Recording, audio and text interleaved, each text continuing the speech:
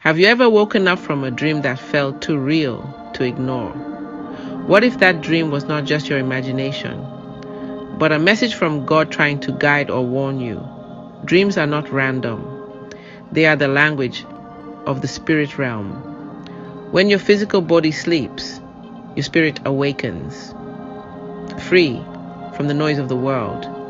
That's when God whispers secrets He couldn't tell you in your busy day. Remember how He warned Joseph about King Herod's plan, or how He showed Pharaoh the future of Egypt's famine? God uses dreams to reveal destiny, direction, correction, and even protection.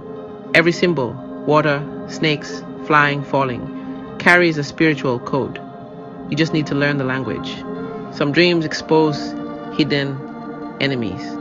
Others remind you of promises you forgot. When you wake up, don't just brush it off. Write it down. Pray for revelation. Because sometimes your dream holds the key to your breakthrough. So next time you dream, ask, Lord, what are you saying to me? Because dreams are not entertainment. They are divine emails from heaven. Don't delete them.